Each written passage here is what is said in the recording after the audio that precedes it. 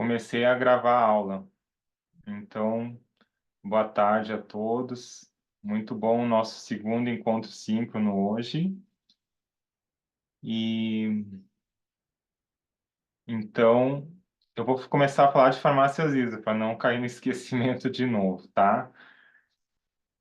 Eu fui um dos fundadores da Associação Brasileira de Farmácias Vivas.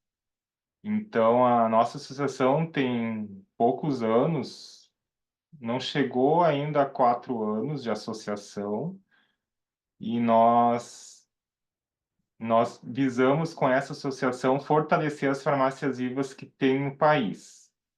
Então, o Ceará, que é o berço das farmácias vivas, tem uma legislação específica, anterior à Política Nacional de Plantas Medicinais e Fitoterápicos e anterior à própria RDC 18 de 2013, que vocês viram no material do curso. Mas eles também têm uma obrigação legal de seguir a RDC 18, mas eles têm outra legislação. Mas o que acontece? No Brasil, não contando o Ceará, não tem aquela classificação em farmácias viva 1, 2 e 3, como tem no Ceará. Mas tem vieses de interpretação. Então, pela minha experiência, é importante também comentar isso com vocês. Porque enquanto eu fui consultor aqui no Rio Grande do Sul na política de plantas medicinais e fitoterápicos, o nosso grupo discutia muito a RDC 18. E nós questionávamos por que uma farmácia viva não poderia ser chamada de farmácia viva se ela fosse até o chá medicinal. Porque o chá medicinal é uma planta seca e embalada que já é dispensada no SUS. E no nosso entendimento, esse tipo de produto já contemplava a questão da manipulação, porque já tinha também um beneficiamento até chegar a esse processo. E até chá medicinal é muito mais simples para o município do que ele partir direto já para uma escala de manipulação, para fazer um xarope, uma pomada. Daí nós encaminhamos para a Anvisa essa nossa interpretação. Para nossa alegria, a Anvisa nos retornou de forma positiva, que eles também consideravam farmácia viva se tivesse estruturação até chá medicinal.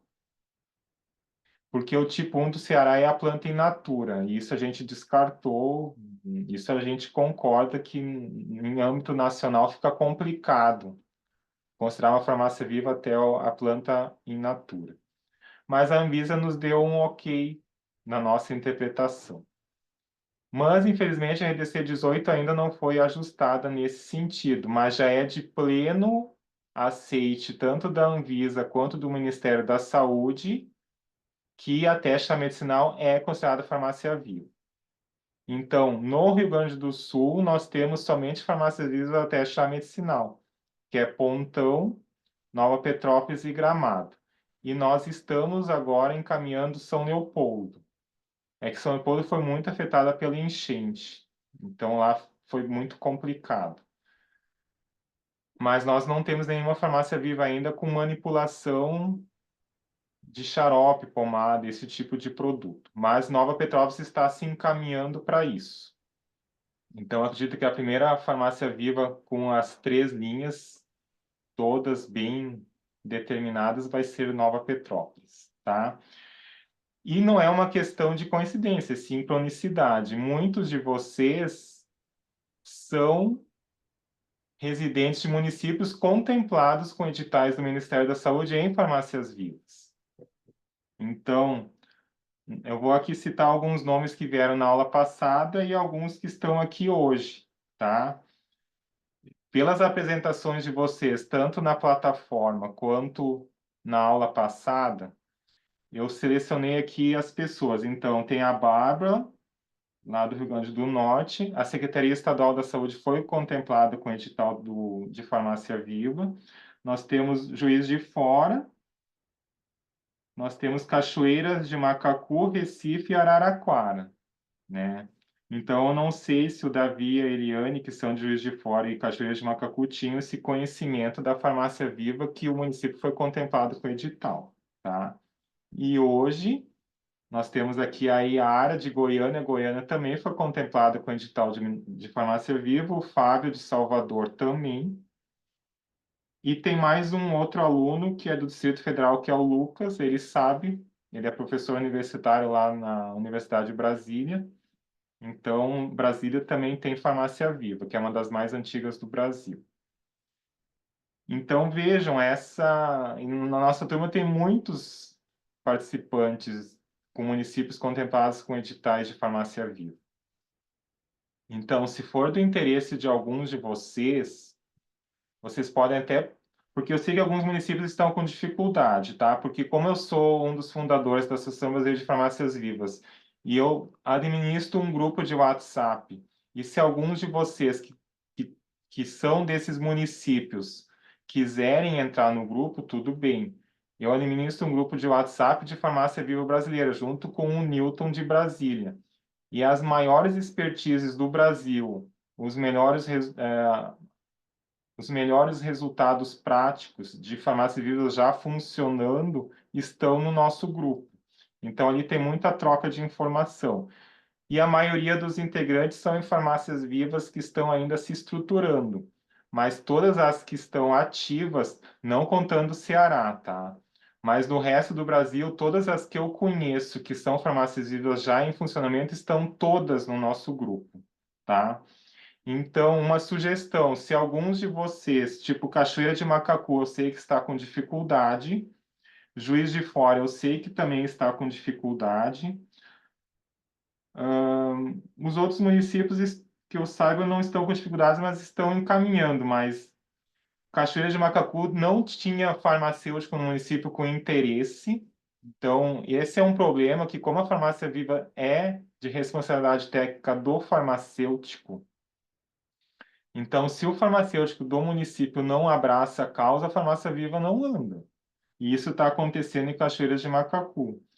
Juiz de Fora, a farmacêutica saiu do nosso grupo porque lá diz que está com um problema na gestão. Então, quando a gestão não quer, e também eles estão com muitas demandas, então eles não dão conta. Se o farmacêutico tem que abraçar a farmácia viva e mais toda a assistência farmacêutica, vocês concordam comigo que é muito complicado, tá? Então, são essas as realidades. Eu quis dar essa introdução hoje para não deixar fora, pela realidade de vocês também. Eu acho importante essa troca, porque vocês daí também entendem caminhos.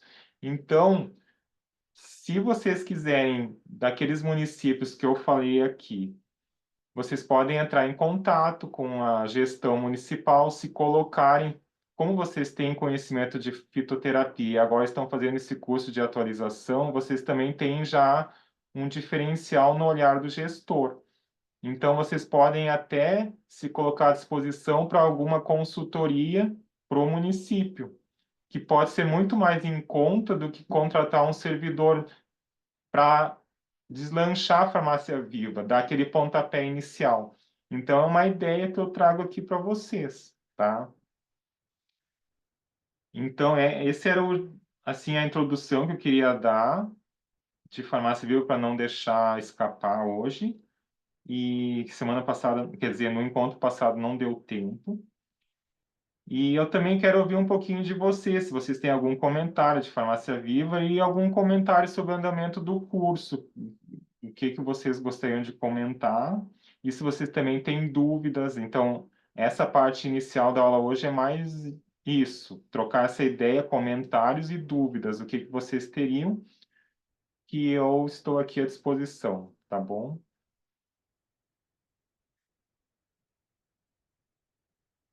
Algum comentário? Roger, boa tarde, gente. Oi, Oi, tudo bem? tudo Bem, bem? eu sou de Cachoeiras de Macacu, né? Eu tenho uma propriedade lá e realmente a parte de farmácia viva eu estou começando a me aproximar da farmácia viva agora, em função da ABIO, que é a a organização de produtores orgânicos lá de Cachoeira, né, que é o qual eu faço parte, e agora eu estou me aproximando da farmácia viva, porque agora eu começo a ter tempo livre, né, para me dedicar a isso. Eu já conversei com algumas pessoas ajudaram a construção da Farmácia Viva em Cachoeiras de Macacu. Eu estou sabendo de alguns problemas realmente que ali eles estão enfrentando, e eu queria depois conversar com você, de repente, no particular, como que eu poderia estar levando isso lá para a Farmácia Viva de lá e até te apresentando algumas pessoas também, eu não faço parte da prefeitura nem nada, né? Eu Sim, seria uma pessoa à parte, né, para ajudar. claro, eu fico à E disposição de vocês. Vocês podem me requisitar no privado, tá? porque aí eu gostaria de conversar com você, o caso de Cachoeiras de Macacu em particular, porque eu acho que eu posso estar contribuindo bastante com o pessoal lá e com a ajuda de vocês, então, mais ainda. Sim, ótimo, obrigado. Mais algum comentário? Deixa eu ver aqui no chat, eu acho que foi postado alguma coisa.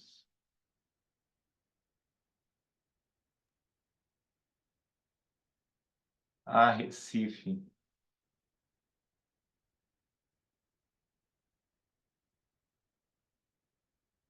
Isso, o Conselho Municipal de Saúde é uma força que vocês têm para auxiliar nesse processo.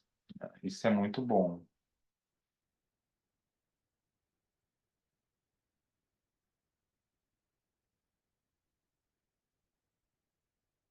Então tá, pessoal.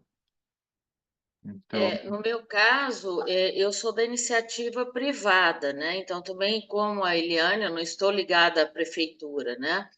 Mas eu vou me inteirar também. Aqui nós temos o CREMIC, né? Que é o antigo Hospital de Medicinas, né? Alternativas. Então, eles têm lá, né? A farmácia, eles têm a plantação, eles têm tudo dentro do CREMIC, não dentro da prefeitura, né? Então, eu tenho que me inteirar também dentro da prefeitura e ver agora que nós estamos com eleições e muda tudo aqui. Então, é um bom momento de nós olharmos, assim, depois ver o interesse, como é que está em andamento, né? Então, eu vou verificar, porque como eu sou, igual eu te falei, sou da privada, né? Então, a gente nós temos que realmente nos aproximarmos do pessoal, que eu acho que lá realmente no público falta o profissional capacitado, né? Com exceção dos que estão no CREMIC. Então, os que estão no CREMIC, aí eles já estão do estadual, né? Então, isso que eu queria comentar. O é, CREMIC é estadual e é quem ganhou o estadual. edital do Ministério da Saúde foi o município. Então, são grupos Município, isso. diferentes. Grupos diferentes. E que no município eu desconheço. Pode ser que eu esteja por fora, mas eu desconheço. Então eu vou procurar saber agora, já logo para ver como é que está e eu te dou uma notícia disso também daqui, como é que Sim. está. Não, Goiânia é recém, acho que foi no último edital que eles entraram, então é super recente. Se não foi no último, foi no penúltimo. Então Hum. é muito recente, eles estão começando. Então é isso. Eu acho que eu não esqueci de nada de farmácia viva. Tá. Então eu vou projetar aqui se não tiver mais nenhum comentário, claro. Eu vou projetar aqui a parte de casos clínicos.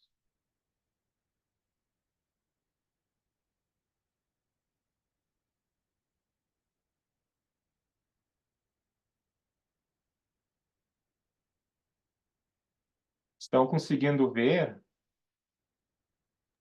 Sim, Ótimo. Então vamos lá. Primeiro caso clínico. A paciente MA, 28 anos, comerciária, chegou em uma farmácia com a seguinte prescrição do fitoterápico valeriana. Eu vou tentar aumentar um pouquinho aqui, que agora a prescrição ficou pequena.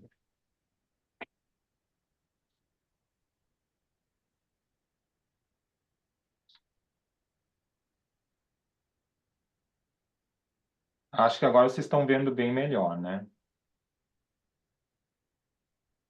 Então, aqui embaixo, eu vou ler só o texto aqui e a gente volta para a receita, vocês analisarem a receita. Considerando a situação descrita, quais ações o farmacêutico deve tomar para garantir a correta manipulação e ou dispensação do fitoterápico e a segurança do paciente? Então, são duas coisas: a correta manipulação e a dispensação e a segurança do paciente. Então, eu vou voltar aqui na receita. Não sei se vocês conseguiram dar uma analisada nos casos que eu postei na segunda-feira. Quem conseguiu dar uma analisada, se tiver algum comentário, pode ser tanto no chat quanto abrir aqui o microfone. Eu vou acompanhar as duas coisas. A receita, de acordo com o material que a gente tem, está faltando algumas informações na receita, né? Exatamente. Não está faltando o nome, a nomenclatura botânica, só tem a popular, né? Valeriana. Isso. Eu vejo que a questão da padronização também, né? Não Tá. tem data, não tem assinatura do Microfagem médico. também? Não tem se é extrato padrão, mas vem só valeriana, né? Então é a planta, né? A droga, não é o extrato. Não ficou claro, pode ser as duas coisas. É, O Gustavo colocou, deixa eu ver aqui no chat. A parte da planta ser utilizada realmente não tem a parte da planta. Não tem o tempo de tratamento. Exatamente, é muito importante isso. Não tem também.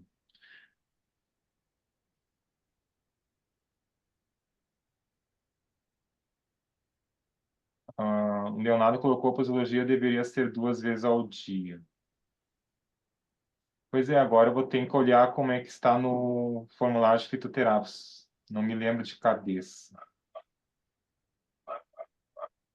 Em relação ao tempo de tratamento, não fica claro, tá? 90 cápsulas, a gente fazendo conta dá um mês, mas não está claro, para o paciente isso não fica claro. Fica claro para o É, profissional, fica Tá me claro para a ouvindo? gente, mas para o paciente não, né? olhando seria para um mês, né? 3 por É. dia, né? Mas realmente, A miligrama também tá diferente. tá. Seria uma subdosagem. De acordo com o momento fitoterápico, deve ser 322 miligramas ou 420. Não é verdade. Ótimo, obrigado.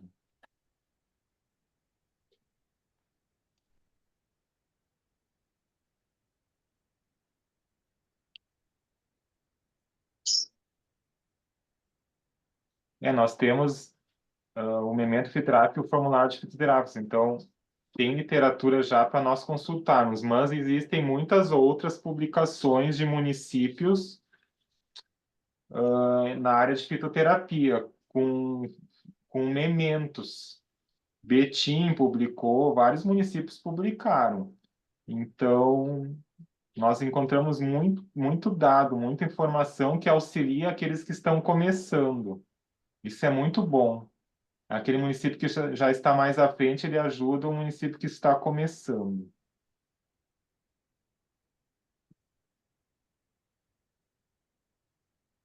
Eu vou olhar aqui o chat para ver se eu não esqueci de nenhum comentário, mas vocês podem comentando. A posologia aqui eu vou confirmar, mas foi bom o comentário do Leonardo.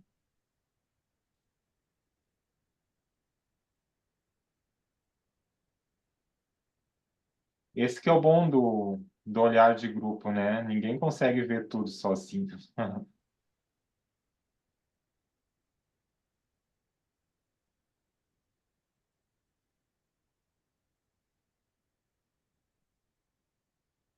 mas ele pergunta também a correta manipulação, né?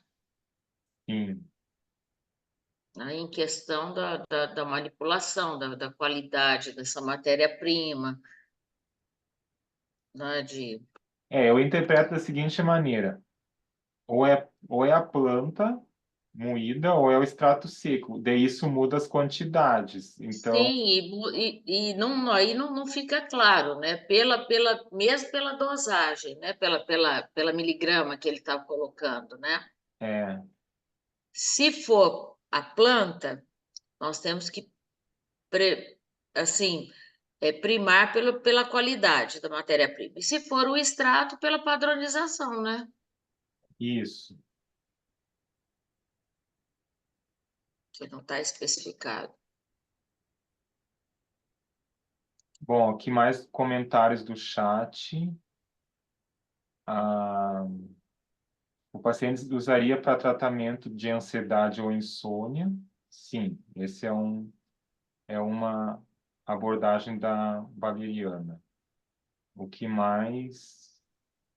A Bianca colocou ver se já existe padronizado na rede municipal. Sim, existem as relações municipais. Tem um município aqui no Rio Grande do Sul, que é a Igrejinha, que é a única farmácia pública do estado de manipulação. Eles estão fazendo um trabalho fantástico.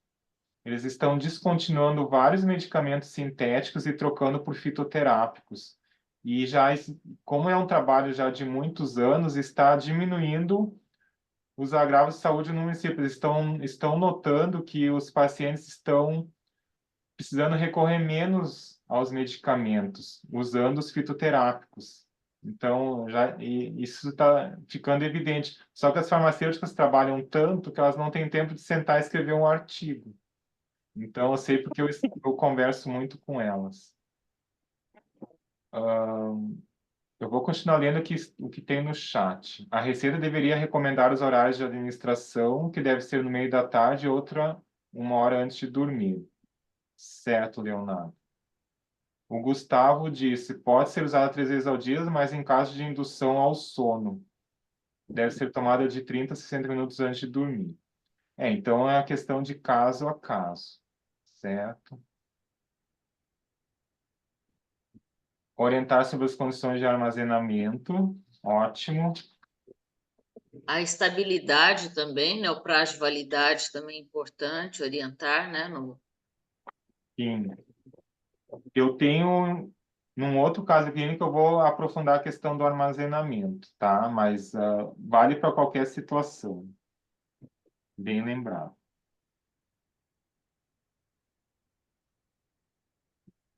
E em relação, eu não sei se os meninos vão continuar ainda, mas em relação à segurança do paciente, aí eu acho muito importante verificar o uso, né, de outras substâncias que pode ter interação medicamentosa, né?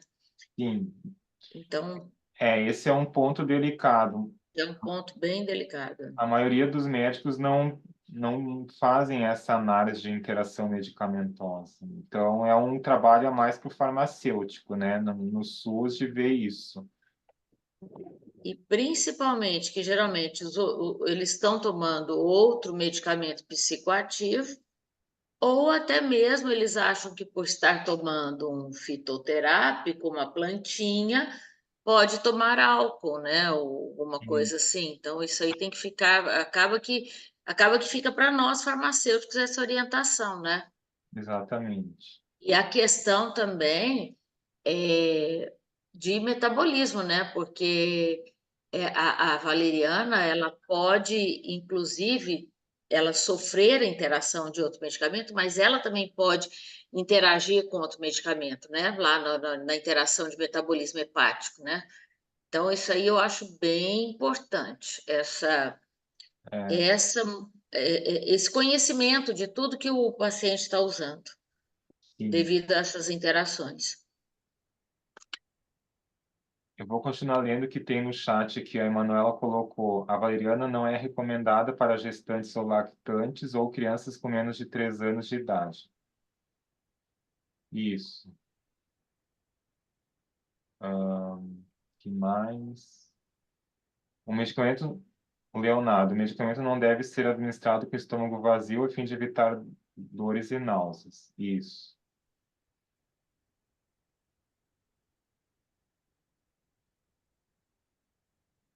Tá, no chat é isso.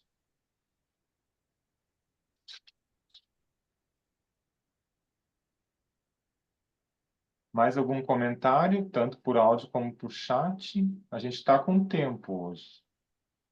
Ah, aqui já está vindo mais no chat. Muitos pacientes usam valeriana com clonazepam ou fenobarbital. Daí tem que cuidar. Inclusive anti-histamínico também, tá? Anti-histamínico, opioide, qualquer outro depressor do sistema nervoso central, ele vai interagir, né? Com antidepressivo, né, também. Sim. O tempo E de... aí, Opa, que vocês acham com o uso de outras ervas e outros com efeito sedativo, tipo camomila, passiflora, erva cidreira, passiflora, cava, né? passiflora tranquilo, tá? Pode ser Uhum, usado passiflora junto com valeriana. As duas até elas têm um efeito assim, uma ajuda a sinérgico. outra. Pode. Uhum. Mas eu não recomendo com cava. Eu... Agora a passiflora sim, tá? O Gustavo colocou o tempo recomendado de uso de durante 2 a 4 semanas. Então, se a gente for analisar por essa informação, a receita está teoricamente dentro do prazo que é 1 mês, mas a gente interpretou, né, que é 1 mês por questão das três vezes ao dia, né? Orientar sobre possíveis sintomas, pode ocorrer sintomas, então a gente tem que cuidar disso. É aquela questão, né? Muitas vezes o paciente tem desconforto e não faz a notificação, né? Então, é importante se buscar que o paciente faça um retorno, mas nem sempre acontece. Então, dentre os sintomas aqui, pode ser sintomas gastrointestinais, cólica, náuseas. Estou lendo que está no chat. Após, isso a Bianca colocou. Após a ingestão de preparações de raiz de valeriana. A frequência não é conhecida. Certo.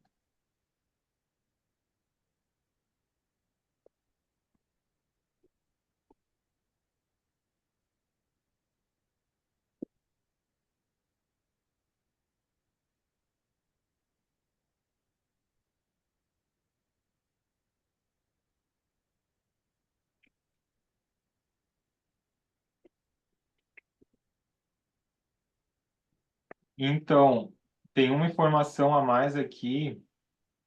Olha ali na receita, está escrito CP. O que que é CP? É comprimido ou cápsula? Então, esse é um ponto também, né?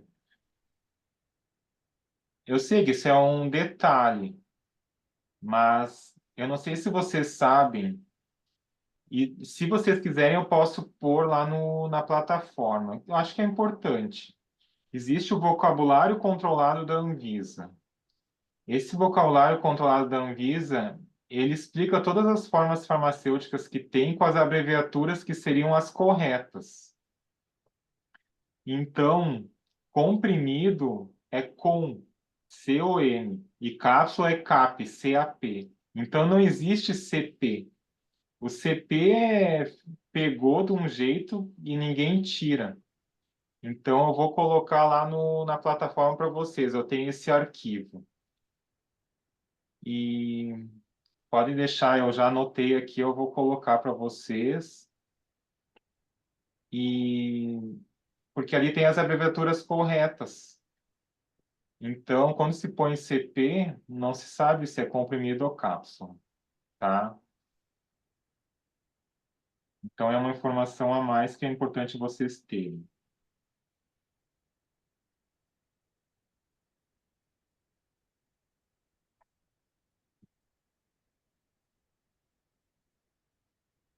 Eu vou avançar um pouquinho aqui na minha apresentação aqui para a gente trocar mais ideias, tá? Então, essa parte aqui toda a gente já falou.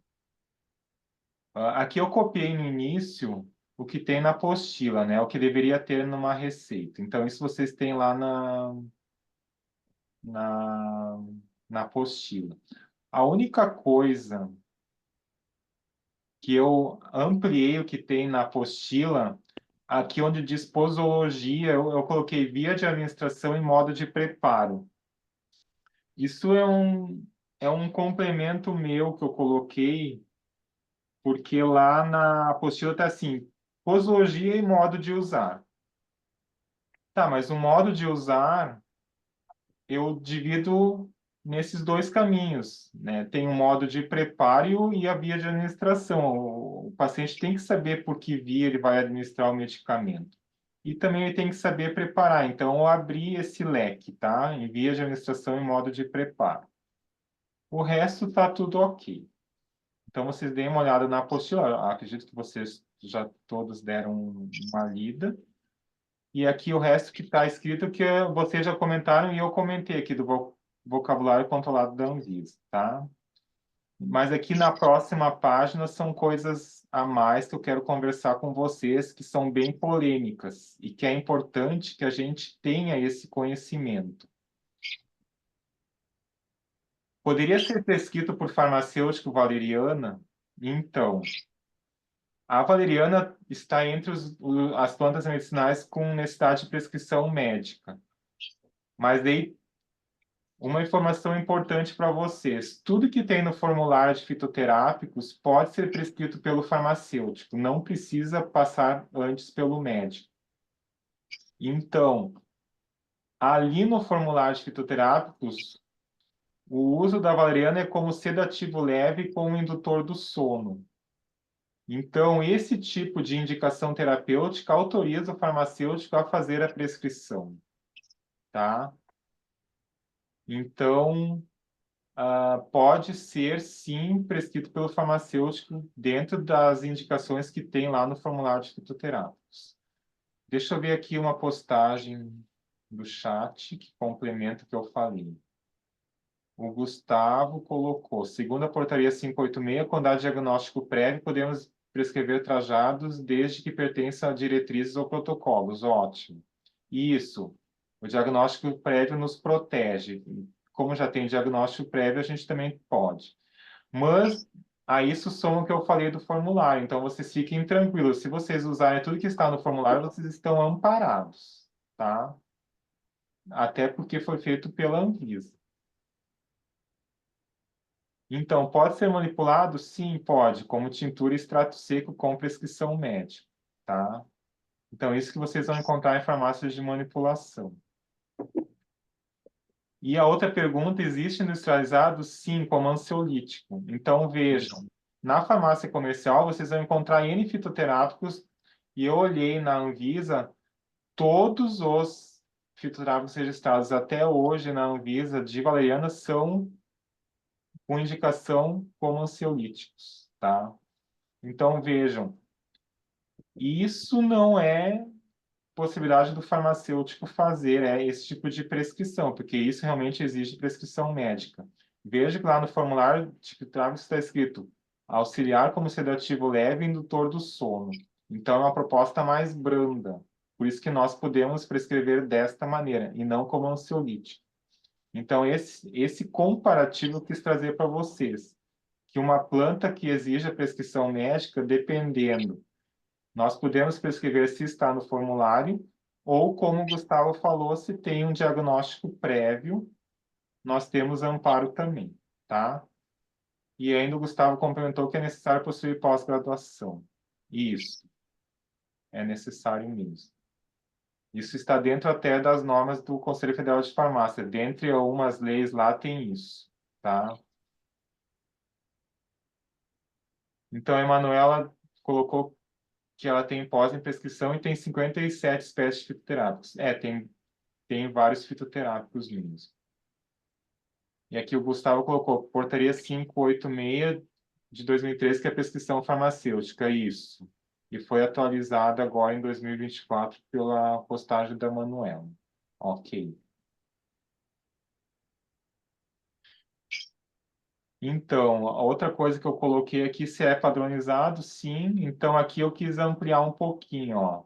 Eu copiei o que está na Farmacopeia Brasileira, sexta edição, de 2019. A droga vegetal consiste dos órgãos subterrâneos, raízes, rizomas e estolões. Então, vejam, não é só raiz ou não só rizoma, pode ser também estolões. Secos, inteiros ou fragmentados de Valeriana officinalis, contendo no mínimo 0,3% de óleos essenciais e no mínimo 0,17% de ácidos sesquiterpênicos totais, expressos em ácido valerênico. E daí eu quis trazer para vocês a definição de estolões, que não é algo que a gente está assim muito acostumado, né? Então, a valeriana pode ser raízes, rizomas e estolões. E os estolões, eles surgem do rizoma. Eles têm uma coloração mais clara, cinzento amarelada a cinzento acastanhada, e são separados por entrenós.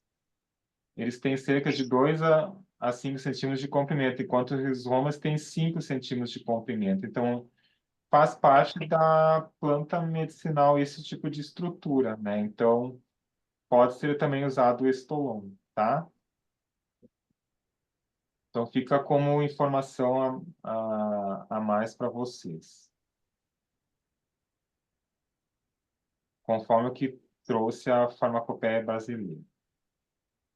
Esse conceito de estolão eu peguei fora da farmacopeia, tá? Porque a farmacopeia só cita. Eu acho que isso, terminou. Esse aqui é o finalzinho que eu tinha do caso clínico 1. Não sei se vocês têm mais algum comentário. Gostei muito da participação de vocês. Vocês trouxeram informações a mais que enriqueceram bastante aqui. Isso é muito bom.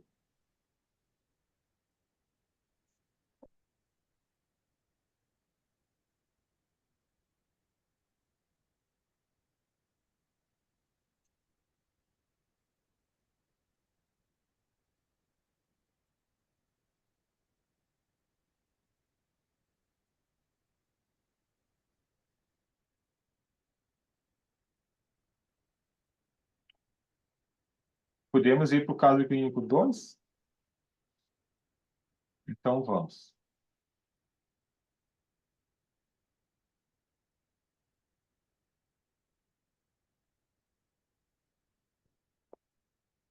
Eu não sei se é que como eu estou aqui com o chat também aberto, não sei se vocês enxergam o chat por cima do caso clínico do arquivo ou se é só eu que enxergo.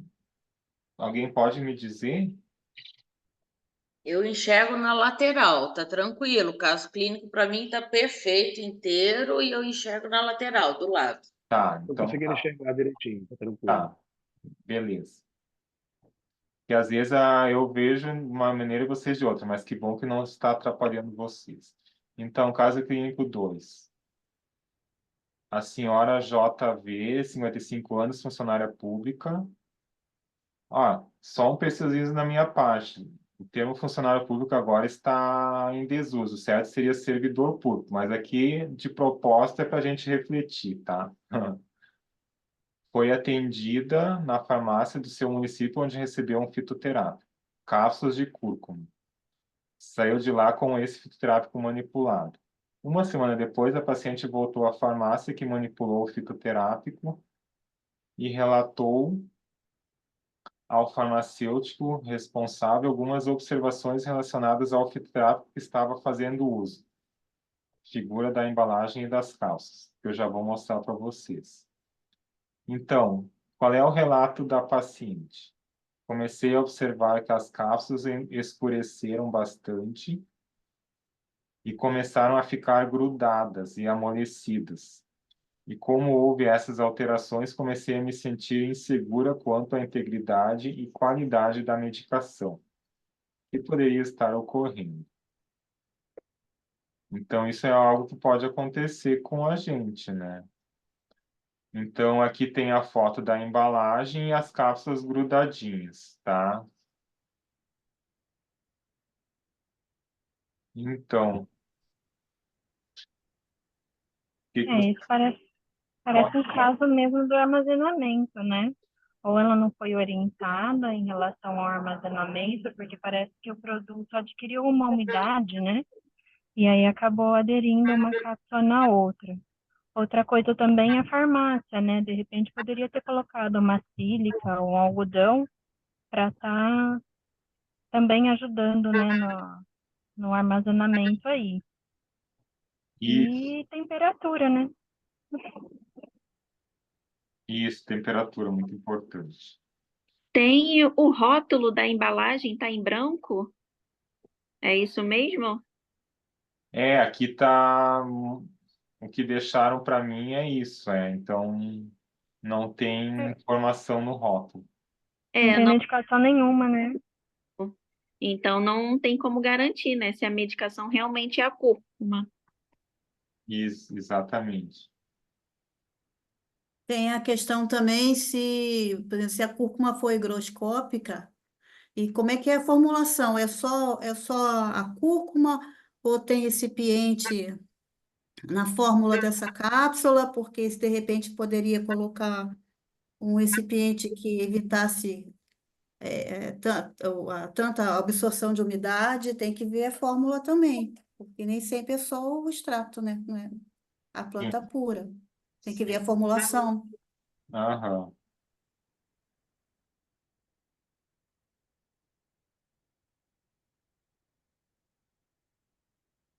Deixa eu ver. Opa, desculpa. Às vezes até a qualidade dessa cápsula, né? Porque não sei, às vezes a farmácia não fez a verificação da qualidade dessa cápsula para estar utilizando, e aí tem algum desvio, alguma coisa assim. Isso, a qualidade Validade, validade da cápsula. Isso.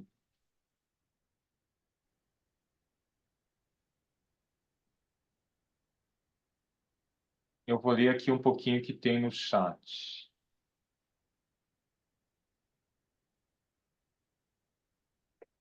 Ui, já tem bastante coisa. Só um pouquinho.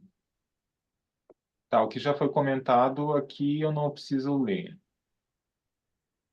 Ah,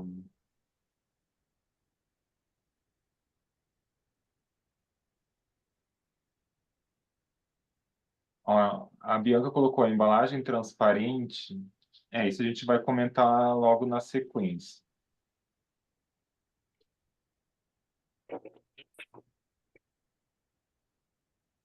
Ó, a Bianca também colocou ver se existe registro junto à vigilância sanitária. Isso é importante. Outras coisas a gente já comentou aqui. Eu achei interessante que o Leonardo colocou, né, a farmácia de banheiro. Muita gente guarda o medicamento em armário de banheiro, né? Então, É, e eu, como sou de Goiânia, a primeira coisa que eu vou pensar é temperatura. Daqui, sim. temperatura. O Leonardo também colocou protegido da iluminação. Este frasco, ele já protege da iluminação, porque ele não é transparente, tá? Mas é importante ter essa informação da iluminação.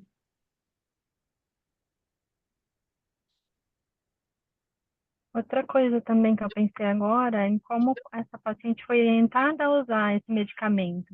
Porque às vezes ela, sei lá, tá lavando uma louça, alguma coisa, vai lá, pega uma cápsula e aí acaba trazendo a umidade ali do produto também, né?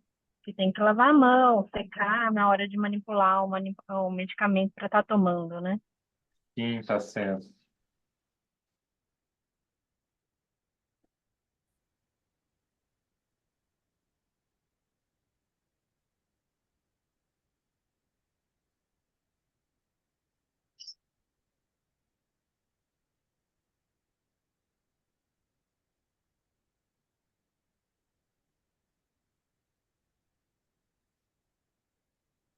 Então, eu vou seguir aqui com o que eu queria também trazer para você. A gente vai conversando junto. Então, muitas coisas da manipulação vocês já trouxeram. A manipulação seguiu as boas práticas. Então, ó, a cápsula foi bem escolhida. Então, são perguntas que eu sei que algumas vezes pode ser problema do paciente, mas outras vezes é a manipulação que não foi feita corretamente, né? Ó, pode ter umidade do material, que já foi comentado aqui, a própria cúrcuma, né? Ou do recipiente empregado no encapsulamento. Então, eu já sei de casos reais que o recipiente tirou o efeito do ativo, então tem que ser feita uma pesquisa sempre para saber se esse recipiente é adequado ou não, tá?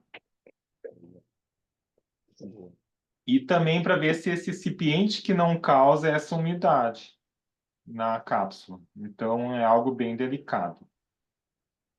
Outra coisa que eu trouxe, sim, se a matéria-prima não está vencida. Isso também pode acontecer. E a questão da estabilidade da matéria-prima.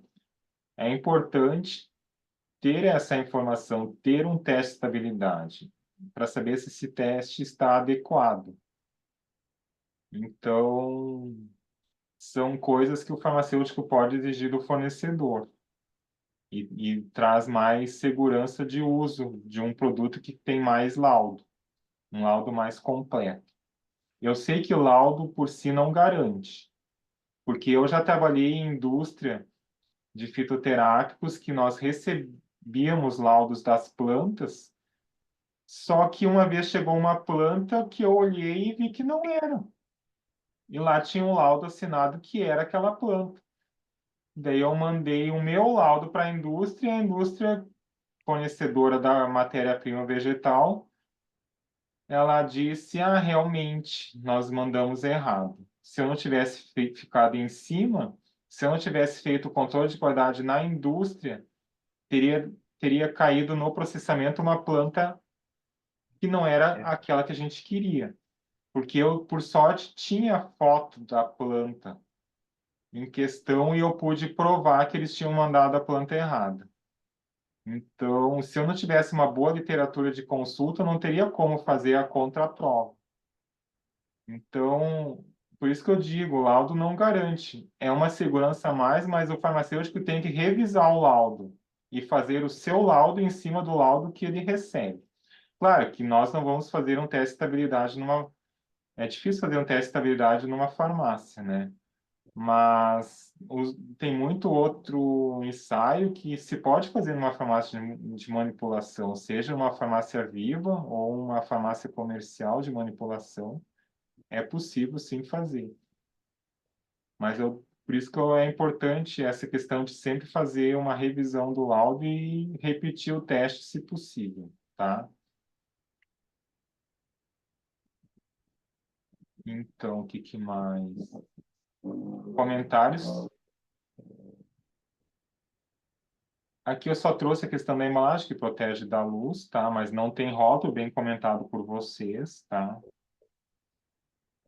E aqui uma informação de extratos, geralmente os secos são higroscópicos, tá? Então, isso pode gerar amolecimento da cápsula, ou o extrato pode ficar compactado e escuro. Para isso não ocorrer, a escolha e a quantidade de recipiente devem ser adequadas. Então, é analisar caso a caso, qual é o recipiente adequado para aquele ativo. Para extratos secos com média ou alta higroscopicidade, o volume da cápsula deve ser preenchido com pelo menos 50% de recipiente. Então, essa é uma dica interessante. Se o volume do insumo for elevado, fracionar a dose em 2 ou mais cápsulas. Já me aconteceu isso, de mandar manipular e a farmácia me encaminhar no rótulo, ó, cada dose são 2 cápsulas. Então, isso pode sim ser feito, tá? Então, esses são os dois cuidados, de fracionar em 2 cápsulas quando não entra tudo em uma, e extratos secos com média alta ou alta higroscopicidade, tem que se cuidar com o volume do recipiente, tá? Então, é pelo menos 50% do recipiente.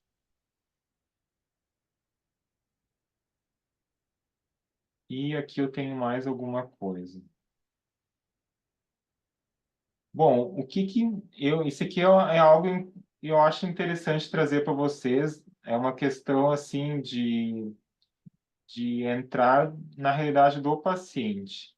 Independente se a falha foi da farmácia ou foi do paciente num armazenamento inadequado, a farmácia poderia, então, encaminhar para ele o mesmo número de cápsulas que sobrou no frasco, quando o paciente foi lá e fez essa declaração. Então, se sobraram, por exemplo, 30 cápsulas, a farmácia poderia, então, repor essas 30 cápsulas, porque o paciente não vai usar essas cápsulas que sobraram, que estão grudando. Então, isso é um procedimento que eu acho hum, adequado, né? O farmacêutico está sendo solidário com o paciente, né?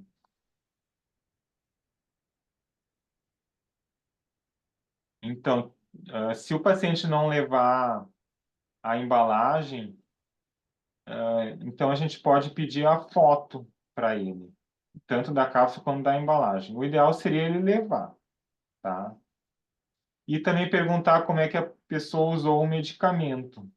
Vamos supor que a pessoa, por um lapso, ela foi usar o medicamento e deixou o frasco aberto, depois de 1 hora se lembrou e foi lá e fechou. Isso pode afetar também toda a estabilidade do medicamento e fazer com que a cápsula também comece a ficar amolecida, se um dia, por exemplo, for muito quente. Então, é muito importante perguntar, porque às vezes a pessoa não se dá conta que esse erro pode comprometer toda a qualidade. Daí, muitas vezes, uma pergunta nossa vai fazer a pessoa, ah, é mesmo, eu agora me lembrei lá, eu deixei aberto, tá? Então, isso pode acontecer. Ó, a embalagem está bem fechada, que às vezes a pessoa não fecha bem a tampa. Pode deixar parcialmente fechado, tá? Também se não há umidade dentro do frasco, então já foi comentado aqui, colocar sílica e algodão dentro do frasco na hora de manipular, tá? E aqui eu vou trazer algumas informações a mais de armazenamento, que é importante, tá? Ó, o armazenamento deve ser feito em local seco, escuro e arejado, ao abrigo de insetos, roedores, poeira e outras sujidades que comprometam a qualidade da droga vegetal. Então, esse é o primeiro ponto. Muitos de vocês comentaram a questão do armazenamento. Então, local seco, escuro e arejado, tá? Plantas fortemente aromáticas devem ser mantidas separadas. Isso é um procedimento que é prudente, tá? Para não impregnar o odor também nos frascos e até, dependendo, dentro do frasco. O armazenamento inadequado contribui para o risco de toxicidade ou alteração do efeito terapêutico. Evitar locais que promovam a contaminação por mofo, pragas ou insetos e exposição direta à luz solar e umidade. Eu vejo muitas farmácias com sol batendo, né? Eu fico só pensando no que tem lá dentro, né? Então, não deveria acontecer isso. E dentro da casa do paciente também não pode, né? Colocar um medicamento em local que bate sol. Então, isso vai gerar hidrólise, oxidação, fermentação e degradação da planta medicinal e dos ativos, né? Local sem influência de odores e radiação eletromagnética de forma direta. Então, esse é um problema sério hoje em dia. Todos têm celular, mas então não deixar perto do celular. E evitar também não de deixar próximo a computador e televisão. E algo muito importante para quem manipula um medicamento a partir de planta medicinal, sempre olhar a qualidade da matéria-prima vegetal. Então, as plantas, antes de entrar no processamento, elas têm que estar com bom estado de conservação. A ausência de contaminação e também de patologias vegetais. Se a gente vê a planta já com uma cor estranha, ou muito comida por inseto, então já é algo que não deveria ser usada. Então, é uma dica também que eu trago aqui para vocês.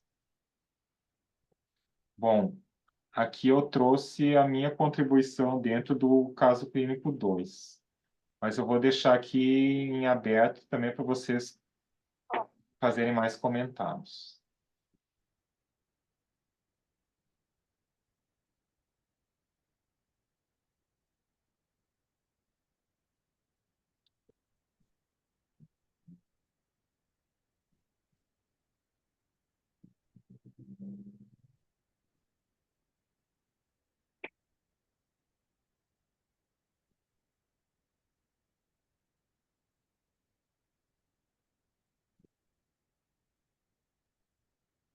Nada mais, pessoal.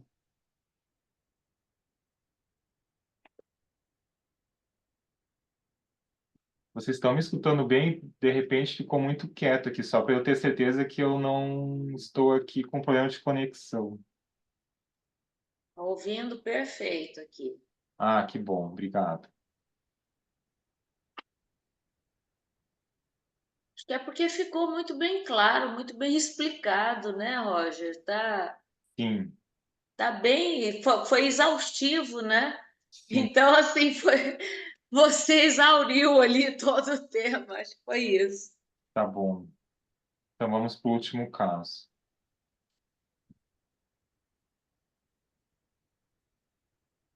Paciente JA, 48 anos, vendedora, chega na farmácia cansada, ofegante, mostrando cansaço. Apresenta na farmácia a seguinte prescrição do fitoterápico para manipulação. Eu só vou ler o que está escrito embaixo da prescrição, daí eu volto ela. Quais providências que o farmacêutico deve seguir para essa prescrição?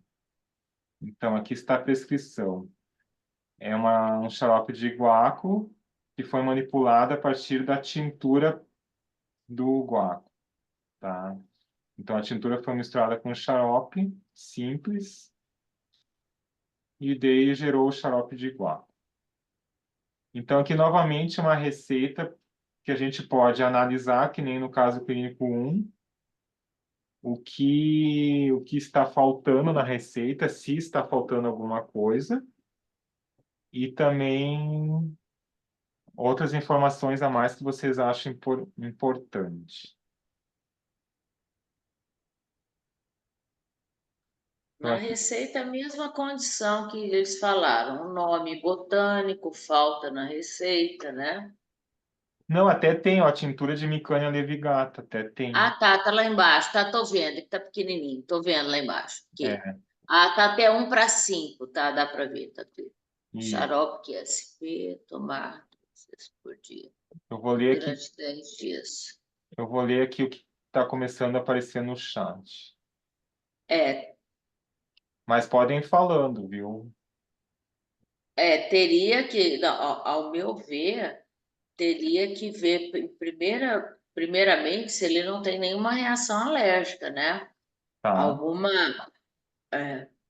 porque esse cansaço, será que é hipotensão? Será que é por um outro problema igual o Gustavo colocou de DPOC, né? Ou infecção aguda? Então, sim.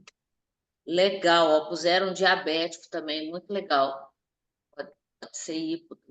Então eu vou ler aqui o que está no chat. O Gustavo falou da anamnese para ver se tem esse DPOC ou se é alguma afecção respiratória aguda, pois haverá diferença no tempo de tratamento para cada caso. Ótimo.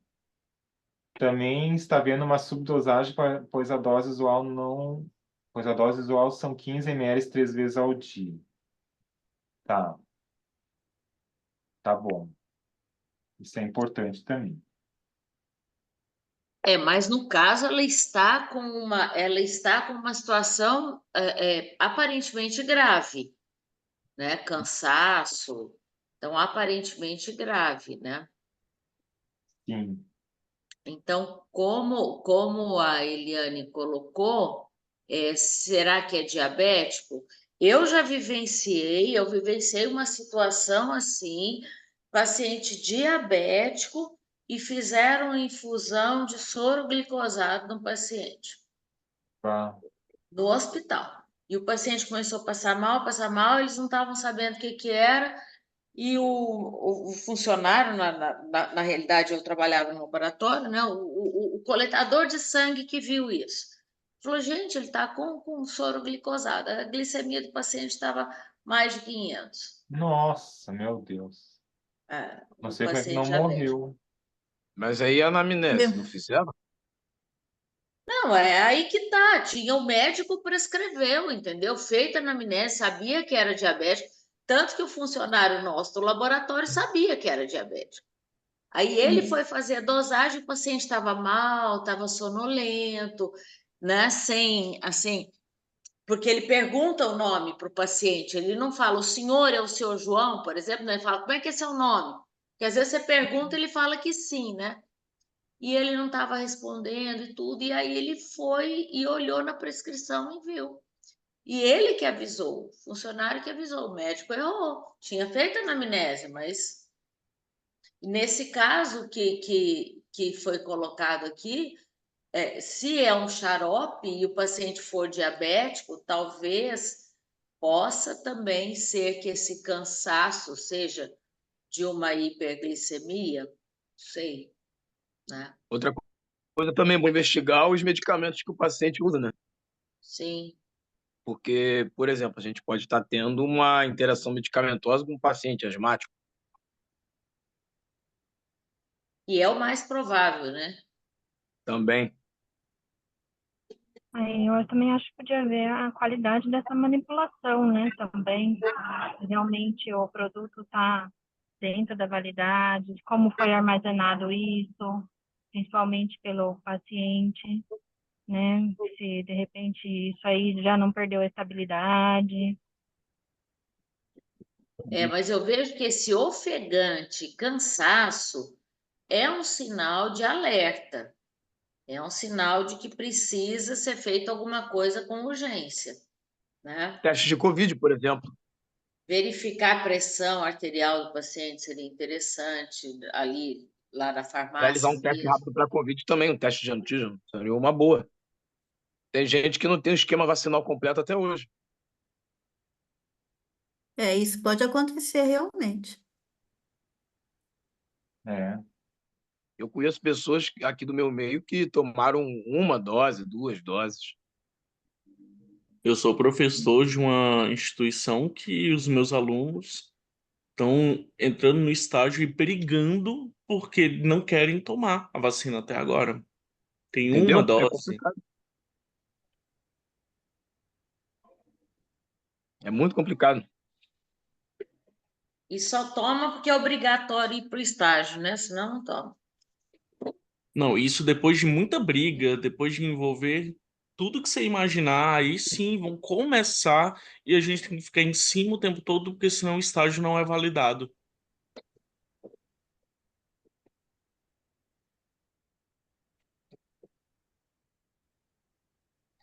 Vou continuar lendo aqui no chat. Eu estou um pouquinho atrasado no chat, mas a gente está com um bom tempo, fiquem tranquilos. A Bianca colocou, a depender da gravidade, chamar a ambulância.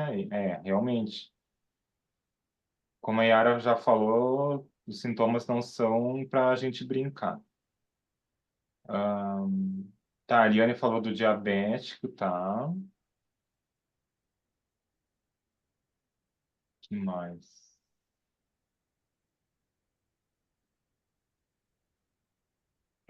É isso. E aqui a questão da que a gente comentou, né? As pessoas que estão ali na área de saúde sem acreditar na ciência. Tá, isso acontece.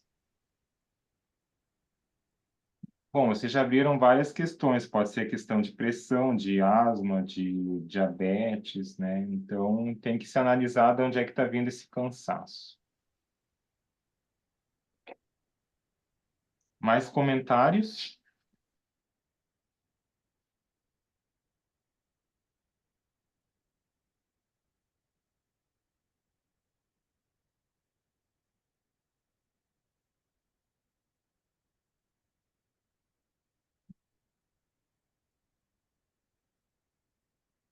O Gustavo colocou verificar se a paciente está expectorando ou não.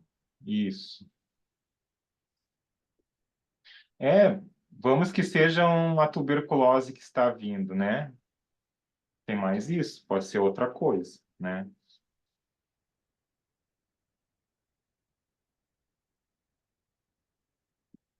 Infelizmente, a tuberculose está aumentando muito, vocês também sabem disso, a gente tem que ficar bem ligado. Uma amiga minha querida agora foi diagnosticada semana passada com tuberculose. Então, é complicado. E aconteceu que a irmã dela estava com tuberculose e com certeza ela pegou da irmã. E ela não se deu conta e não tomou as atitudes prevenção, né? Não usou máscara e se contaminou. Uma coisa simples.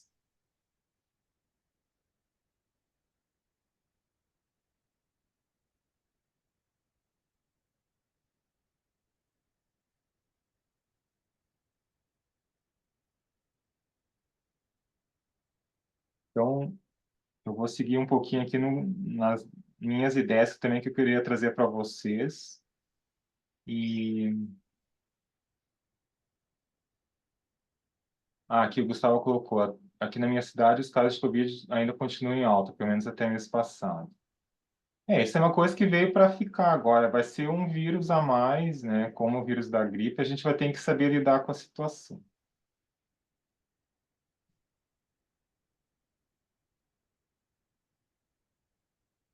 Então, vamos lá. Então, aqui eu coloquei, nem todos podem usar xarope e tintura.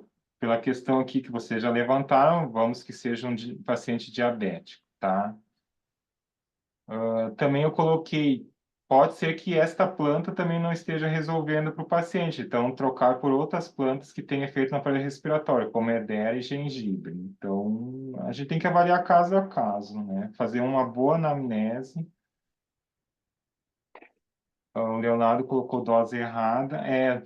A gente já tinha levantado aqui que era subdosagem, mas obrigado, viu, Leonardo? E mais? Ó, a paciente apresenta uma prescrição de fitoterápico em forma farmacêutica de xarope, sem especificar o tipo de xarope. Cabe ao farmacêutico uma abordagem para conhecer a paciente e verificar qual é a melhor formulação para esse tipo de caso. Quando é que eu falo tipo de xarope, que podem ser xaropes à base de açúcar, como então de produtos dietéticos, né? Então, se usa sorbitol ou outro tipo de substância para fazer o equivalente ao açúcar. Então, por isso é importante essa análise para ver se o paciente é diabético ou não, para ele não usar um xarope feito de açúcar. Então, aqui daí o farmacêutico começa a questionar. A prescrição da senhora não fala do tipo de xarope. A senhora tem alguma restrição com açúcar? Então, é o início da conversa do farmacêutico, tá? Outra pergunta. A senhora sabe que a forma farmacêutica tradicional de xarope contém açúcar, sacarose? Preciso saber se a senhora tem diabetes. Então, dependendo da pergunta que a gente faz, o paciente pode não entender. Se a gente pergunta, a senhora tem restrição ao açúcar, a pessoa pode não entender. Agora, se a gente pergunta, a senhora tem diabetes? Daí a pessoa pode entender. Então, a gente tem que forçar um pouquinho as perguntas, perguntar a mesma coisa de maneiras diferentes, que nem todos entendem de qualquer forma a pergunta. Ou então, a senhora faz uso de alguma medicação? Qual é a medicação? Daí, dependendo da medicação, essa medicação é para o diabetes, então a senhora é diabética. Também costuma medir a glicemia? Então, são perguntas mais que a gente pode fazer para a gente ter mais informação. O Gustavo colocou aqui, sempre realizar questionamentos abertos, possibilitando respostas mais claras, além do sim ou não. Exato.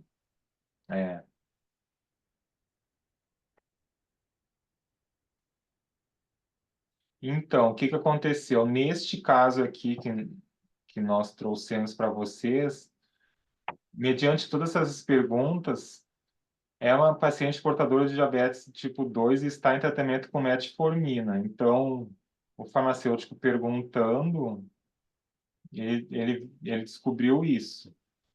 Então, provavelmente, neste caso, aquela questão de a pessoa ofegante, cansada, por questão de estar usando um medicamento à base de açúcar que ela não poderia usar, tá?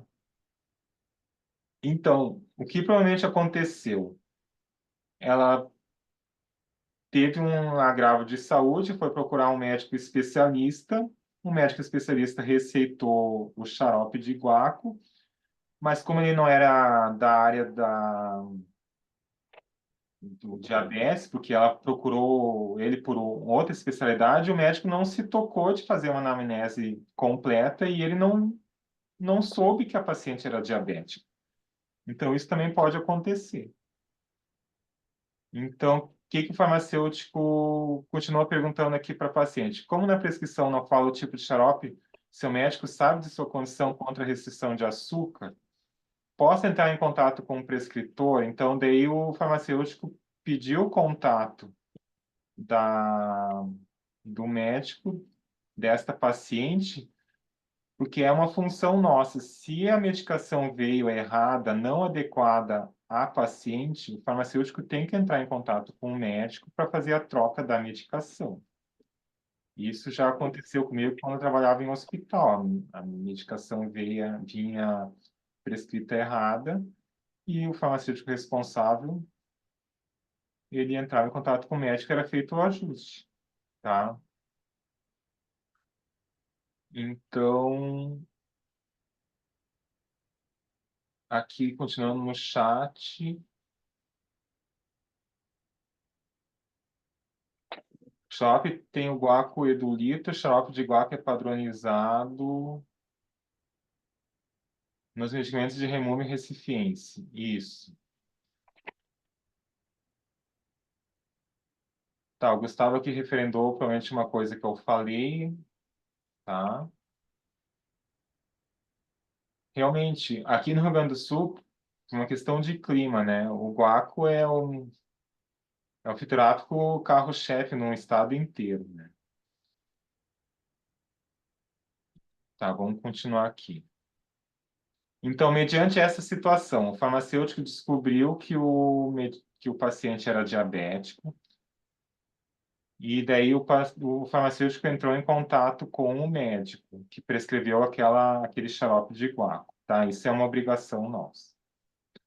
Então, ó, o farmacêutico contatou o prescritor para esclarecer a escolha do veículo mais adequado para a formulação do xarope. Dessa forma, comunicou ao prescritor que o xarope será preparado à base de xarope dietético, conforme a fórmula descrita em compêndio oficial. Então, vai ser um xarope sem açúcar. A escolha mais adequada para o veículo desta formulação é o xarope dietético. Pacientes diabéticos devem evitar o consumo de açúcar presente em grande quantidade no xarope simples. O xarope dietético, por sua vez, é formulado com edulcorantes não calóricos, como o sorbitol. Existem outros tipos, aqui eu citei o sorbitol, sendo uma opção segura para pacientes com diabetes, tá? Bom, aqui eu vou trazer uma informação minha, eu também não quero ser polêmico, mas eu acho importante vocês saberem, tá? A sucralose é um edulcorante muito usado, só que ela tem ação inseticida. Então, eu não uso mais sucralose em nada na minha vida. Mas eu sei que existem xaropes feitos à base de sucralose. Mas ela tem ação inseticida. Essa ação doce da sucralose foi um acidente de percurso. Quando eles estavam fazendo a análise de propriedades da sucralose e que descobriu a ação inseticida, o pesquisador resolveu colocar na língua. Disse, bah, que doce! E a indústria começou a usar muito em produtos para adoçar, só que a gente ingere um produto com ação inseticida. Então, num xarope feito à base de sucralose, a dose é maior. Eu não usaria. Mas isso agora ficou uma informação a mais para vocês, tá? Eu troco por qualquer outro dietético. Então, tem que cuidar muito, tá? Vocês podem pesquisar, vocês vão encontrar isso que eu falei, tá?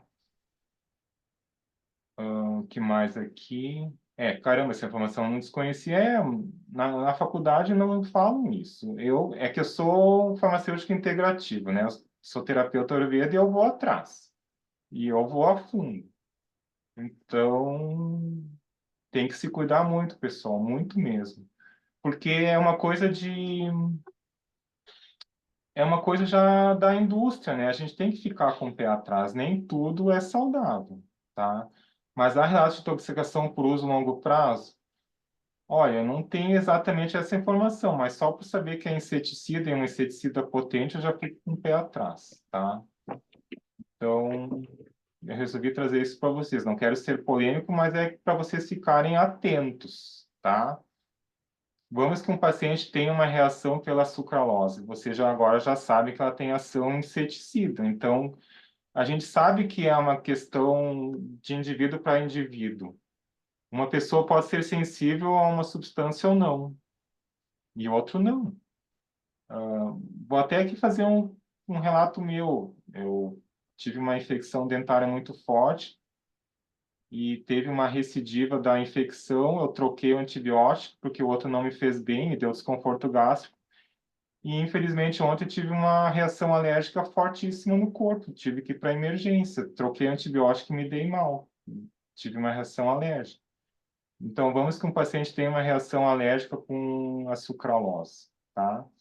Então é isso que eu quis trazer para vocês, sem ser polêmico, só para trazer informação. E aqui eu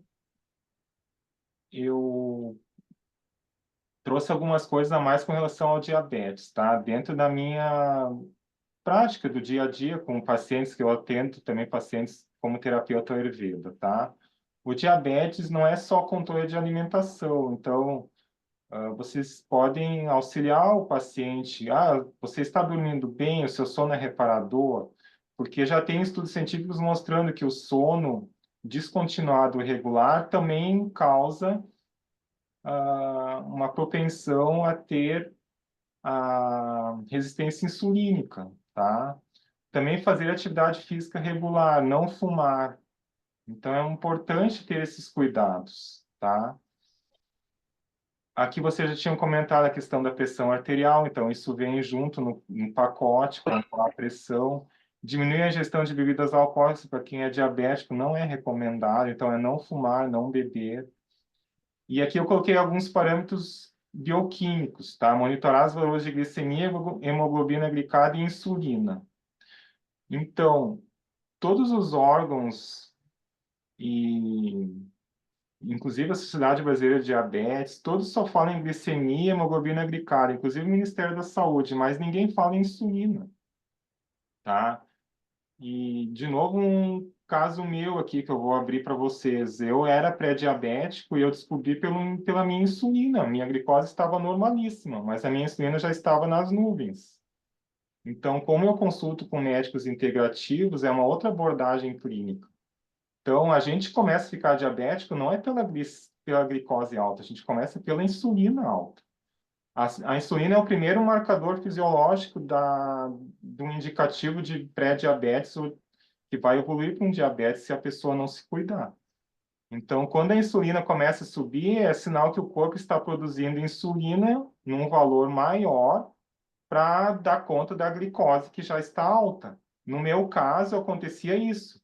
O meu corpo estava fazendo uma mega produção de insulina para dar conta da glicose. E deu conta. Minha glicose estava normal. Mas a insulina me acendeu a luzinha. Ó, tu tá com uma insulina muito alta, te cuida. E eu realmente fiz ajuste de alimentação, fiz atividade física, comecei a usar os meus conhecimentos e em um ano perdi 15 quilos.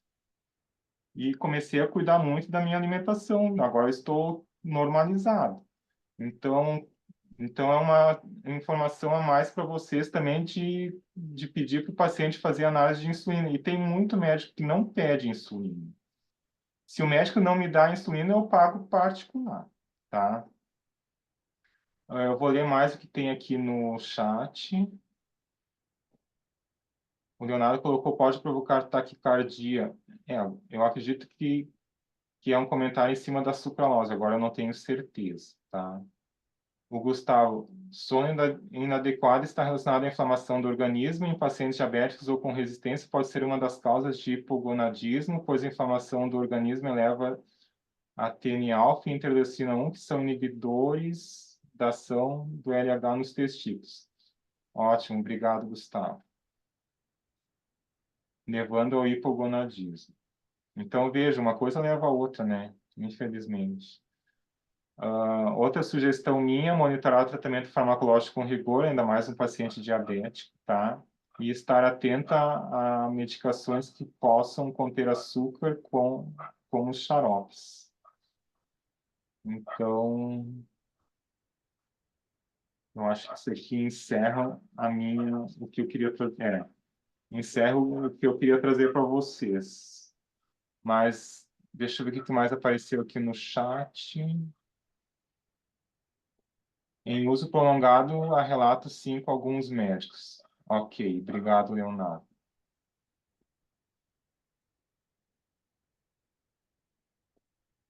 Então é isso, pessoal. Mais comentários. Eu vou aqui tirar o compartilhamento para a gente se ver melhor, porque com compartilhamento eu vejo pouca coisa.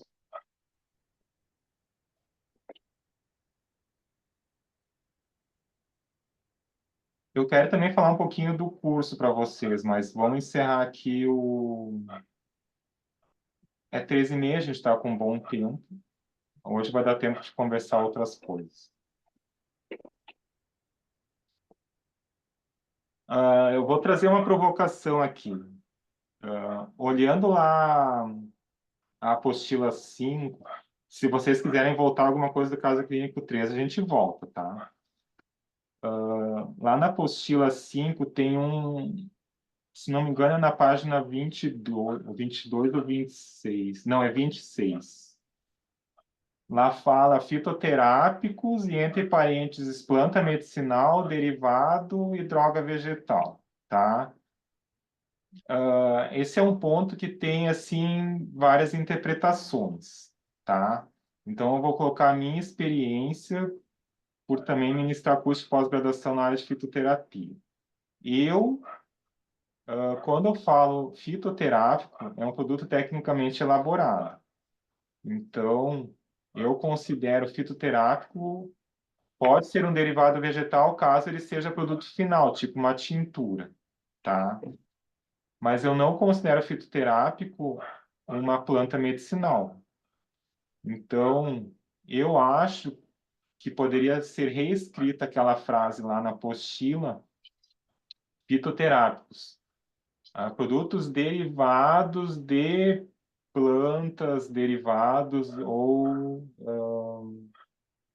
plantas derivados. Agora me deu o branco do outro item, tá? Então, para não parecer que uma planta medicinal seja um fitoterápico, porque a planta não foi processada ainda, entendem? Então, é a minha colocação, porque não foi ainda tecnicamente elaborada a planta medicinal. Eu não considero fitoterápico, agora um derivado, sim. Então, eu também posso, vocês aqui podem dar as suas opiniões, nesse caso, porque a gente está aqui para aprender, né? Um trocar informação com o outro. O que vocês acham sobre isso? Que é um ponto assim que eu não coloquei ainda lá no fórum, eu quis trazer aqui na gravação, que daí depois todo mundo escuta, porque nem todos eu acho que conseguem acompanhar às vezes o fórum na velocidade que a informação aparece. O que vocês acham? Ô, Roger, eu assumo também, porque eu tenho que trabalhar com conceitos, né, com meus alunos, eu assumo como fitoterápico que realmente é fitoterápico pelo RDC 26, que é o medicamento acabado. Então, na minha prática, eu ainda falo para os meninos, né, para os alunos, eu falo, olha, fitoterápico é o medicamento acabado, eu uso isso.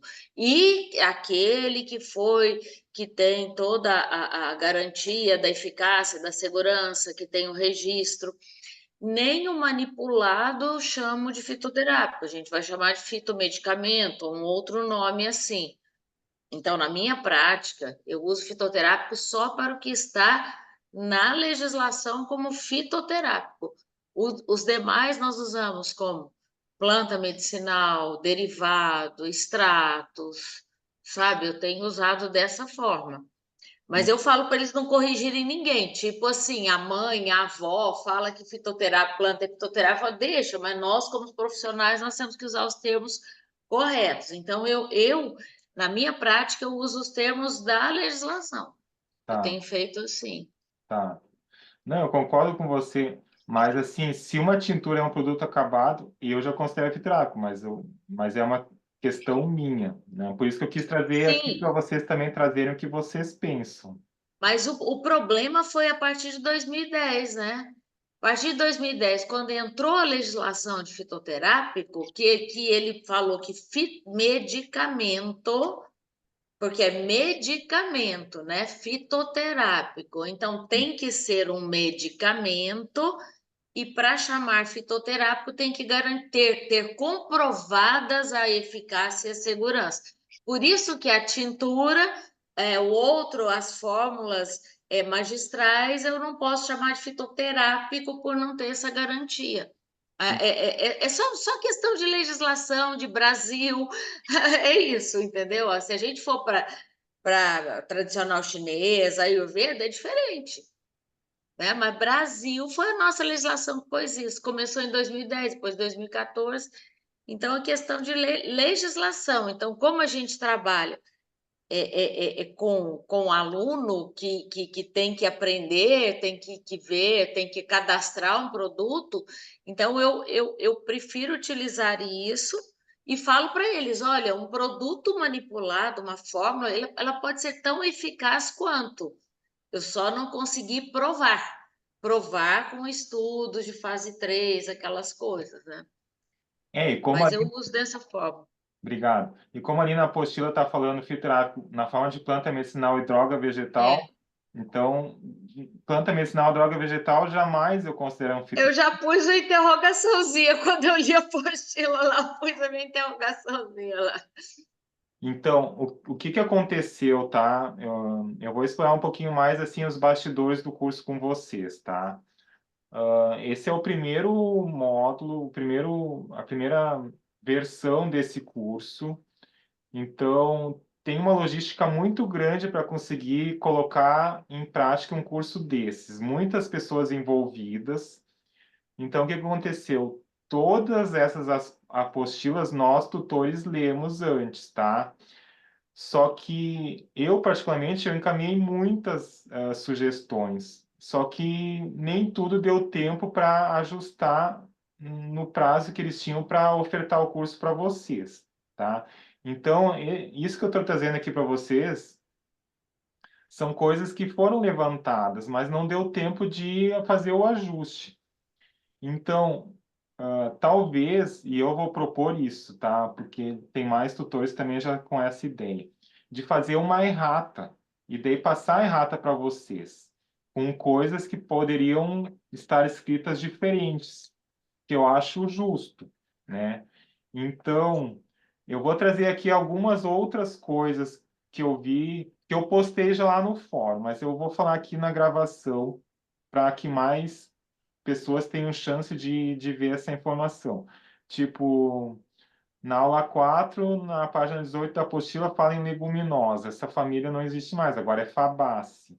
Então, são coisas que vão atualizando e que ainda estão muito impregnadas, tá? Teve um erro de digitação de didezeína também na página 22 da aula 4. Então, são coisas que, se vocês forem detalhistas, e eu sou detalhista, a gente acaba vendo, tá? Na aula 5, tem alguns nomes científicos com erro de digitação, então deem uma relevada, tipo Pseudomonas aeruginosa está escrito errada, Rosmarinus officinais está escrito errado, mas eu acho que Mas isso você você já... colocou lá, né? Você já pôs isso lá. Isso, eu coloquei, mas nem sei se todo mundo já conseguiu ver. E agora o Rosmarinus officinais é sinonímia científica, o nome oficial é Salvia rosmarinus, mas aqui eu vou abrir um pouquinho para vocês. O gênero Salvia, a morfologia das folhas é completamente diferente do gênero Rosmarinus. Eu não sei o que os botânicos fizeram de considerar o alecrim dentro do gênero da Sálvia. Isso aí foi... Eu não conheço nenhum botânico dos botânicos que eu converso que entenderam a logística do botânico que colocou agora o alecrim com o nome de Salvia rosmarinus. Se vocês encontrarem algum artigo científico com Salvia rosmarinus, está certo, é o alecrim, tá? Mudou o nome. Mas eu não consigo entender a lógica, porque a morfologia da folha da sálvia e do alecrim é totalmente diferente, tá? Mas eu não sei o critério botânico que foi feito em cima disso. E outra coisa que eu coloquei lá no fórum, que eu quero reforçar aqui para vocês, que na página 26 da apostila 5 fala que o nome popular da espécie medicinal não é obrigatório na receita. Ali, aquele não está sobrando, é obrigatório. Na RDC 18 fala que é obrigatório, tá? Então, são ajustes que vão ser feitos para uma próxima edição. Por isso que eu vou também reforçar de vocês receberem uma errata, porque nem todo mundo pode ter observado isso, tá bom? O Roger, hoje eu até coloquei para você lá, na aula 7, aí tem lá como que nós vamos fazer, né? A atenção farmacêutica ali. Se não me engano, é na ansiedade, aí vocês sempre colocam o link, nós vamos que nos leva ao documento do Conselho Federal de Farmácia, né? Dando lá no de ansiedade, o link que está é de intestino. Ah, que bom. Eu vou Então, link de apontar aqui. intestino, né? Aí mas eu coloquei no chat para você Tá, lá. tá, Aí eu pus lá obrigado. no chat, porque a hora que eu cliquei, porque eu também sou. Então, eu vou pegando os documentos, que eu acho que a riqueza desse curso, muito, é todo o material que vocês nos fornecem, né? Então, essa riqueza, ela é assim, impagável, né? Sim. Então, aí eu coloquei, daí eu falei, será que eu cliquei errado? Aí eu voltei, olhei, mas aí realmente está lá. Tá só o link que tá. O link errado, né? Só isso, só Ótimo. colocar o link correto. É bem o que você falou, Yara, o curso é muito rico, então esses lapsos de faltar ajustar, isso a Isso gente arruma, isso é de isso é de menor importância, é riquíssimo, é assim, sim, questão de material, nossa, é. fantástico. Não, ali tem muitos links que vocês vão usar para a vida, né, de acesso ao material, isso é Sim. muito legal. E eu coloquei lá no fórum também o conceito de insumo farmacêutico ativo e insumo farmacêutico ativo vegetal, que é importante vocês terem esse olhar, que também existe o conceito de insumo farmacêutico ativo vegetal, tá? E uma coisa interessante, que como eu converso também mais diretamente com servidores da Anvisa do Ministério da Saúde, eu já fiquei sabendo que alguns conceitos vão mudar nos próximos anos, tá? O termo derivado vegetal está em desuso, tá? Ele vai ser trocado por preparações vegetais, em harmonia com a EMA, e daí também entra em harmonia com a medicina alérgica. Eu gostei, né? Então, se vocês olharem na farmacopeia brasileira, já consta alguns conceitos novos, tá? E se vocês compararem o formulário de fitoterápicos e a farmacopeia brasileira, tem coisas que não estão dialogando ainda porque nem tudo foi já trocado, tá? Então, se em algum documento está escrito derivado vegetal, em outro está escrito preparação vegetal, é porque com o tempo tudo vai ir para preparações vegetais. Então, é isso que eu queria trazer para vocês, tá? Logo, logo a Anvisa vai ajustar os documentos e daí tudo que é derivado vegetal você já leem como sendo preparações vegetais. Eu só vou ver agora se isso está na farmacopeia ou se está no formulário que eu esqueci. Mas é uma informação importante para a gente saber que um termo é exatamente o outro atualizado, tá?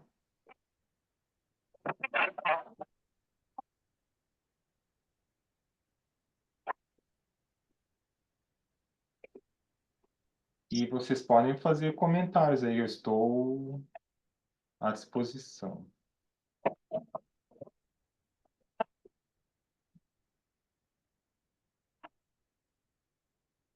O termo preparações vegetais, ele é da farmacopeia, tá?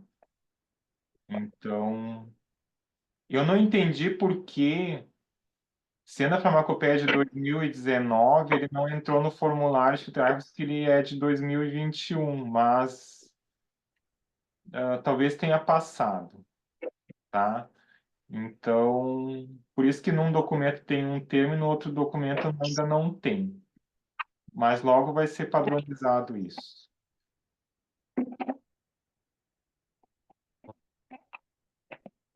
Tá, eu vou ler aqui que tem no chat que a Luciana colocou. Para mim, uma coisa que sempre gera dúvida é a questão do chá medicinal. Como relatou no início, alguns profissionais não consideram como fitoterápico. Então, vou dar a minha opinião, tá? Se vocês olharem a RDC 26 de 2014, lá consta que o chá medicinal ele pode ser um produto tradicional fitoterápico. E se vocês olharem o conceito de fitoterápico, ele se divide em medicamento fitoterápico e produto tradicional fitoterápico. Então, o chá medicinal é sim um fitoterápico pela RDC 26 de 2014, tá? É sim um fitoterápico. Mas nós não temos nenhum registro de chá medicinal até o momento na Anvisa. Nós tínhamos um da Yantem, mas ele deu um problema na empresa. Infelizmente, a Anvisa encerrou o registro do Yantem de chá medicinal, que era de calêndula, tá? Era calêndula e mais uma outra que eu esqueci. Eram 2 chás medicinais que eles tinham. E era a única empresa brasileira que tinha registro de chá medicinal. E agora a gente não tem mais nenhum. Então, a teoria diz que pode. Chá medicinal é um produto tradicional fitoterápico, e sendo produto tradicional fitoterápico é fitoterápico. Então, é sim, tá? Que mais? Assim, ó, por não ter processo farmacotécnico, eu questiono. Também é uma visão minha, tá? O que que acontece? Para ter o chá medicinal, tem que ser feita a seleção do material vegetal, separar o que interessa do que não interessa e fazer uma secagem e uma embalagem. Não deixa de ter manipulação, que seria uma farmacotécnica. A própria Anvisa nos respondeu dessa maneira quando a gente questionou porque o chá medicinal não entraria como farmácia viva. Daí ela disse que sim por esse detalhe. Então, existe uma farmacotécnica, mesmo que não seja uma manipulação até uma pomada, tintura ou um creme, mas existe uma manipulação para se secar e embalar. Então, existe alguma farmacotécnica também não tão aprofundada. Mas essa é a minha visão, para justificar que seria um fitoterápico, tá? Mas é um assunto assim que que é polêmico, mas eu estou trazendo aqui a minha visão, né? Ninguém aqui é dono da verdade. É bom a gente trocar ideias.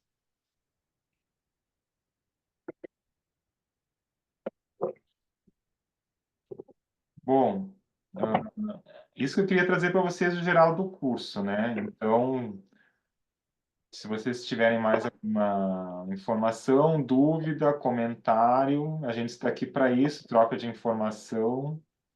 Vamos aproveitar.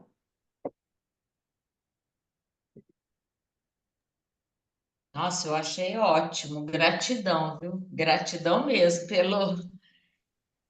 pelo compartilhar. Sim, eu gosto de compartilhar. Obrigado.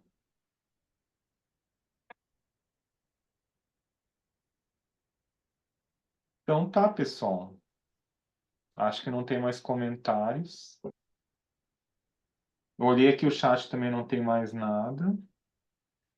Eu agradeço muito a participação de vocês. Hoje teve uma participação muito expressiva. Isso me deixou muito feliz. E daqui a 2 semanas a gente se encontra para o nosso terceiro e último encontro síncrono. Não esqueçam de fazer a avaliação final do curso no finalzinho, que isso é necessário também para vocês terem o direito ao certificado, tá? Mas é uma avaliação super rápida, que não vai demandar muito tempo de vocês. Então, Certinho. acho que não. Vou aqui colocar mais um pouco aqui o microfone para vocês, mas eu acho que ninguém mais tem comentários.